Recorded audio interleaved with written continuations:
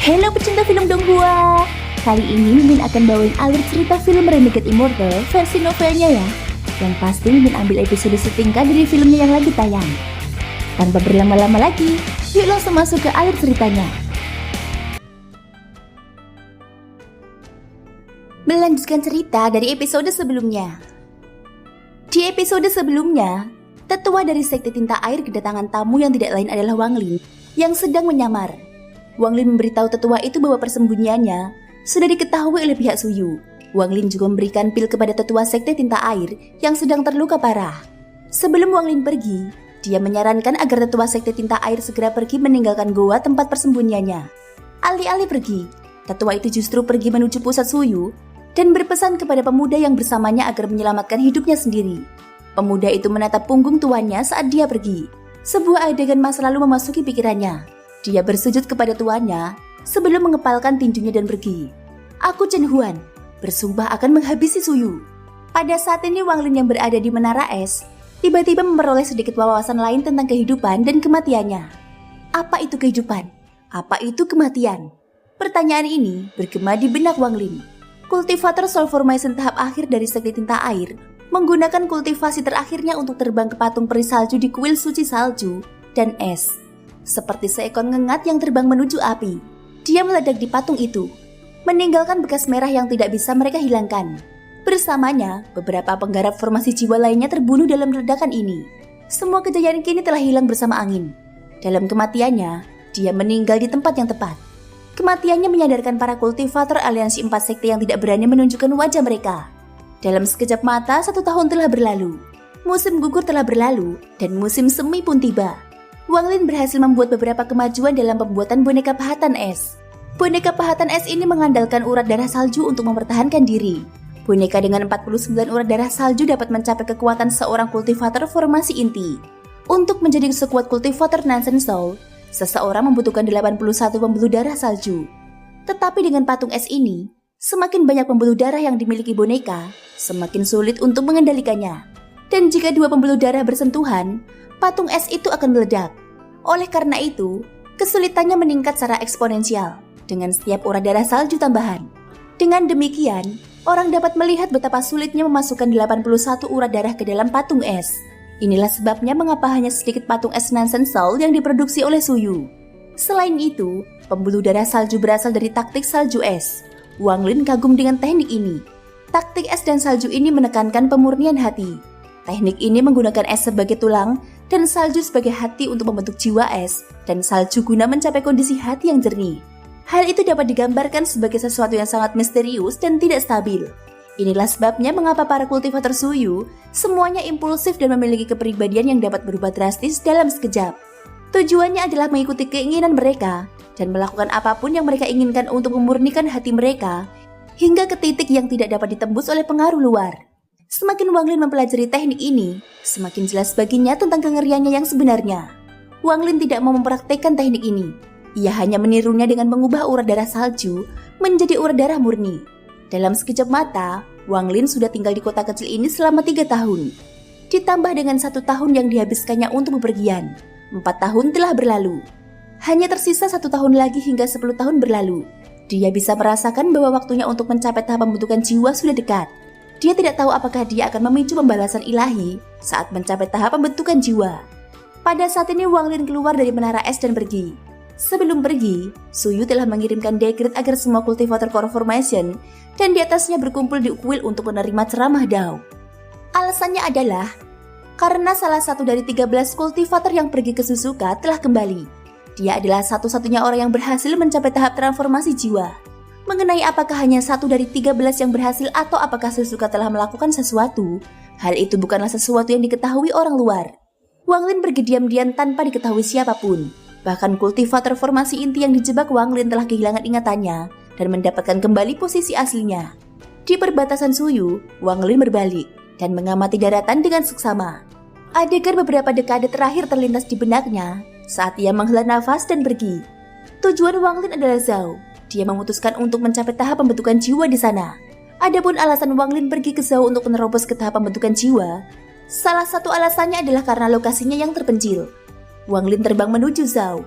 40 tahun yang lalu, dia berjalan di jalan yang sama ketika dia baru saja mencapai tahap Nansen Soul. Hari ini dia kembali melalui jalan yang sama.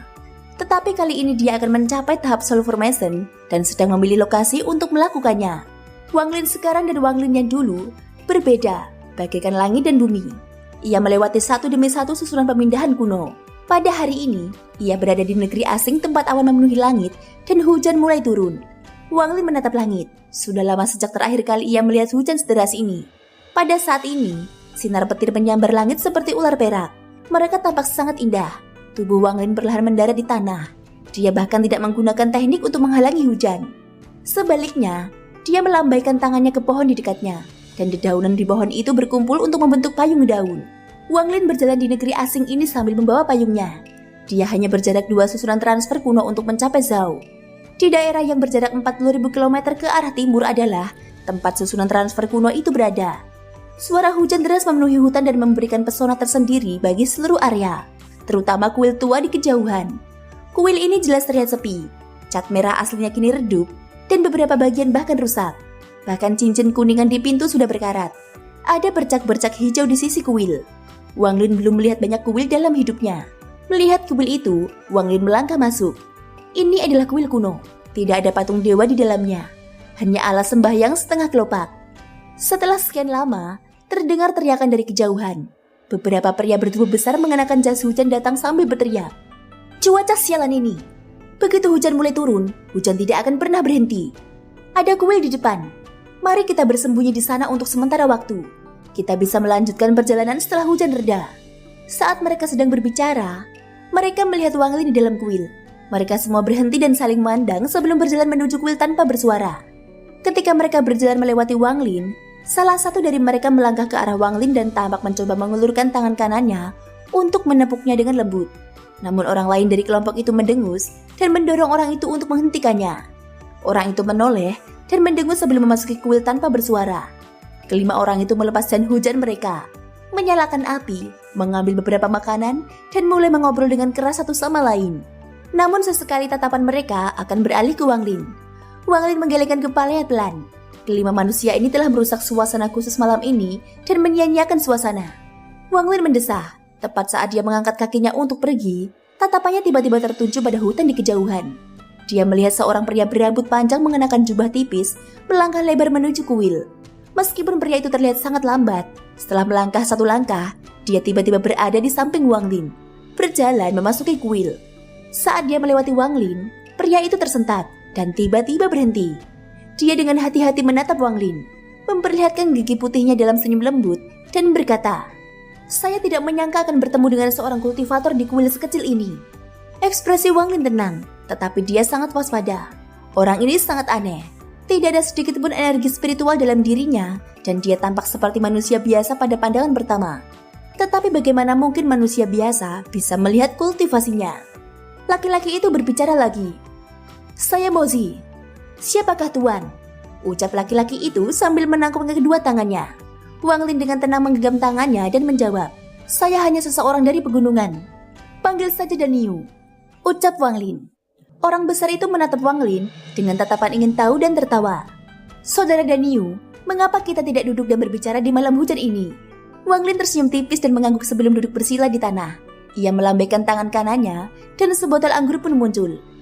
Setelah aliansi 4 sekte hancur, persediaan anggur buah milik Wang Lin telah berkurang. Jadi dia kini jarang meminumnya. Orang besar itu tertawa, duduk dan berkata, "Kultivasi saudara Daniu benar-benar mengejutkan. Kalau aku tidak salah lihat, kamu hampir mendapatkan domain." Jantung Wang Lin berdebar kencang. Ia menjadi semakin waspada terhadap orang ini. Tetapi di luar, ia hanya terkekeh pelan dan menghindari pertanyaan itu. Wang Lin menoleh keluar kuil. Suara hujan yang turun perlahan terdengar dari dalam, dan suara guntur sesekali menerangi bagian luar kuil untuk sesaat. Api di dalam kuil itu berkedip-kedip di malam hari, membuat bayangan di kuil itu juga berkedip-kedip. Seolah-olah itu adalah batas antara hidup dan mati. Cahaya yang berkedip-kedip itu tampaknya juga mengandung beberapa petunjuk tentang wilayah hidup dan mati. Cahaya adalah kematian, kegelapan adalah kematian. Cahaya yang berkedip-kedip melambangkan pertukaran antara kehidupan dan kematian. Kematian adalah kematian. Jika seseorang meninggal, maka itu adalah kematian. Dan jika hati mati, maka ia lupa. Itulah kematian. Ucap Mozi. Saya percaya domain saudaramu adalah kematian hati, dan ini mengakibatkan hilangnya ingatanmu. Melupakan segalanya hanya menyisakan Dao. Wang Lin menarik nafas dalam-dalam. Mozi ini adalah seorang jenius. Beberapa saat kemudian, Wang Lin keluar kuil dan segera pergi. Jika Wang Lin benar-benar ingin mencapai tahap pembentukan jiwa dengan cepat, dia bisa melakukannya ketika dia mampu mengukir patung pertama dari kultivator pembentukan jiwa sekte awan putih. Namun domain itu bukanlah sesuatu yang dia buat sendiri. Itu sama saja dengan mengikuti jejak orang lain. Bahkan jika dia telah mencapai tahap pembentukan jiwa, dia akan merasa sangat sulit untuk menerobos di masa depan. Sehingga peluangnya untuk mencapai tahap transformasi jiwa sangat rendah. Karena itu bukan domain yang dia bentuk sendiri, akan sangat sulit untuk memahaminya sepenuhnya apalagi melampauinya. Sebenarnya ada dua cara untuk mencapai tahap pembentukan jiwa. Cara pertama adalah dengan mengikuti jejak orang lain dan menyalin domain mereka. Cara ini jauh lebih mudah daripada cara kedua. Tetapi bagian yang sulit adalah tidak banyak kultivator pembentukan jiwa yang bersedia memperlihatkan domain mereka. Hanya kultivator jiwa baru lahir puncak di sekte besar yang diberi hak istimewa untuk melihatnya. Metode kedua adalah mengandalkan diri sendiri sepenuhnya untuk mencoba memahami surga guna menemukan wilayah kekuasaan Anda sendiri. Metode ini sangat sulit, diperlukan banyak ketekunan dan keberuntungan untuk berhasil. Tetapi begitu kultivator menemukan wilayah kekuasaannya sendiri, itu akan jauh lebih kuat daripada mereka yang menggunakan metode pertama. Secara umum, hanya mereka yang tidak dapat memperoleh domain sendiri setelah mencoba sekian lama yang memiliki metode pertama. Lagi pula, ada perbedaan kekuatan yang sangat besar antara kedua metode tersebut. Kesenjangan ini merupakan sesuatu yang hampir mustahil untuk ditutup, entah itu di awal atau jauh di masa mendatang. Wang Lin terbang di tengah hujan hingga tiba di susunan transfer kuno. Susunan transfer menyala dan tubuhnya menghilang. Kali ini Wang Lin tidak berhenti sama sekali dan menggunakan kecepatan penuhnya untuk bergerak ke susunan transfer berikutnya. Sebulan kemudian, gelombang energi spiritual melonjak di sebuah lembah di tepi Zhao. Saat energi spiritual menghilang, seorang pemuda berjalan keluar. Itu Wang Lin. Melihat kedaratan di depannya, Wang Lin merasakan ledakan kesedihan. Zhao tidak terlalu besar, hanya dengan indera keilahiannya, dia dapat dengan mudah melihat semua yang terjadi. Setelah pembunuhan berantai Wang Lin, para kultivator Zhao menjadi sangat lemah, terutama dengan kematian beberapa kultivator Nansen Soul tahap akhir. Ini merupakan pukulan telak bagi Zhao. Dalam beberapa dekade terakhir, semua pintu sekte ditutup.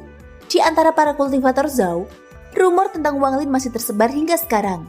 Banyak kultivator masih ketakutan dengan cerita-cerita itu, dan mereka yang melihat Wang Lin masih terbangun di tengah malam dengan keringat dingin. Adapun menara surga di tengah Zhao masih kosong. Setelah merenung sejenak, Wang Lin terbang menuju ke tempat bekas sekte Heng Yu berada, yang sekarang menjadi rumah sekte Suandou. Dia memasuki dunia kultivasi di sini, jadi dia akan mencapai tahap pembentukan jiwa di sini. Ketika sosok munculnya di luar sekte Suandou, dia melihat kabut putih menutupi seluruh sekte. Bahkan jalan kecil di atas gunung pun tertutup. Sekte Suandou telah lama menutup pintunya, dan tidak lagi berkomunikasi dengan dunia luar. Wang Lin menghela nafas, alih-alih membuat keributan untuk memaksa orang keluar. Dia malah menghilang.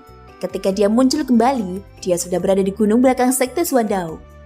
Gunung belakang tempat dia menjalani 4 tahun kultivasi tertutup masih ada di sana. Ada beberapa kultivator di sekitar, tetapi ekspresi mereka sangat lesu dan tertekan. Bagaimana mereka bisa menyadari kehadiran Wang Lin? Wang Lin menemukan gua tempat dia berkultivasi saat itu, dan masuk ke dalamnya. Tidak ada seorang pun di dalam gua. Begitu Wang Lin masuk ke dalam, batu di pintu masuk perlahan-lahan jatuh. Wang Lin duduk bersila di dalam goa dan mengamati bagian dalamnya. Kenangan yang familiar memasuki pikirannya. Dia menghela nafas dan mulai berkultivasi. 10 hari telah berlalu. Wang Lin selesai menyempurnakan tubuhnya. Tangannya membentuk segel dan menempelkan di perutnya. Warna wajahnya berubah antara merah dan hijau, dan tubuhnya segera terbelah menjadi 2. Tubuh aslinya keluar dari avatarnya dengan rambut putih di bahunya, seringai dan bintang ungu yang melepaskan cahaya jahat. Tingkat kultivasi tubuh asli ini masih pada tahap akhir pembentukan inti. Alam jinnya belum berevolusi, jadi tingkat kultivasi tubuh aslinya masih belum bisa meningkat. Meskipun dia bisa meningkatkan alam ji ke tingkat Nansel Soul saat dia menyatu dengan avatarnya, tetap saja ada keterbatasan dan kekurangan. Jadi itu bukan solusi jangka panjang. Adapun avatarnya, avatar itu hampir mencapai tahap pembentukan jiwa. Setelah menyatu dengan tubuh aslinya, satu-satunya kekurangan avatar ini yang hanya memiliki waktu hidup 30 tahun telah hilang. Jadi sekarang avatar itu tidak berbeda dengan tubuh aslinya. Pada saat ini dia akan mencapai tahap pembentukan jiwa. Dan jika dia masih menyatu dengan tubuh aslinya, itu akan mengganggu proses terobosan. Wang Lin mulai merenung. Jika kultivasi tubuh aslinya tetap sama, maka akan ada terlalu banyak kekurangan. Dia sudah mulai mempertimbangkan masalah ini beberapa tahun yang lalu, tetapi tidak dapat membuat keputusan. Namun pemahamannya tentang domain hidup dan mati telah meningkat pesat, terutama setelah kejadian di kuil. Hatinya yang ragu akhirnya mengambil keputusan. Tubuh aslinya tidak dapat berjalan di jalan yang sama dengan avatarnya. Jadi alam Ji harus dipisahkan darinya. Jalan dewa adalah jalan yang seharusnya dilalui oleh tubuh aslinya. Wang Lin merenung sejenak sebelum kedua tubuhnya duduk. Kedua tubuh membentuk segel dengan tangan mereka, membuat asap hijau perlahan mengelilingi mereka. Hal pertama yang perlu dia lakukan adalah menghancurkan kultivasi tubuh aslinya. Energi spiritual berhamburan keluar dari tubuh aslinya. Ada jejak rasa sakit di wajah tubuh aslinya, tetapi dia bertekad untuk melanjutkan. Akhirnya, tetesan darah mengalir keluar dari pori-pori tubuh aslinya. Cairan merah ini tidak menempel pada tubuh. Cairan itu membentuk butiran-butiran darah di sekelilingnya. Lambat laun jumlah butiran darah ini bertambah. Wajah tubuh asli menjadi lebih pucat dan tingkat kultivasinya mulai menurun dari tahap akhir formasi inti. 10 hari kemudian, tubuh aslinya yang tampak lebih tua dan tingkat kultivasinya telah turun ke tahap awal pembentukan inti. Butiran-butiran darah telah membentuk cincin merah di sekitar tubuh aslinya. Kemudian dengan suara berderak yang tajam, inti tubuh asli hancur dan berubah menjadi energi spiritual yang lebih kuat yang mengamuk di seluruh tubuhnya seperti sekelompok kuda yang melarikan diri. Tepat pada saat ini, mata avatar itu menyala dan menunjuk dengan jarinya ke alis tubuh asli. Energi spiritual di dalam tubuh asli tampaknya telah menemukan titik pelepasan dan mengalir keluar dari alis. Kekuatan spiritual ini terkumpul di jari avatar. Tak lama kemudian semua energi spiritual terkondensasi menjadi cairan perak. Tubuh aslinya tiba-tiba menjadi jauh lebih lemah, tetapi matanya masih tenang. Kemudian serpian energi spiritual keluar dari daging dan tulang tubuh asli. Energi spiritual ini bergerak ke tubuh asli dan perlahan-lahan membentuk sebuah cincin. Proses ini berlangsung lama. Pada saat ini tubuh asli dan avatar Wang Lin berjalan di dua jalur yang sangat berbeda. Tubuh asli difokuskan pada pemurnian tubuh, berjalan di jalur para dewa kuno. Sang avatar terfokus ke dalam, berjalan menyusuri jalan menuju surga. Keduanya adalah tubuh Wang Lin. Tanpa perbedaan apapun, tetapi sebelum ia mencapai titik tertentu, kedua tubuhnya tidak dapat menyatu dalam jangka waktu yang lama. Namun begitu dia menyatu, kekuatannya akan meningkat berapa kali lipat. Thank you guys sudah mendengarkan ceritaku sampai akhir. Ikutin terus kelanjutan episode-episode berikutnya ya. Semoga hari kalian menyenangkan. Sampai jumpa dan bye-bye.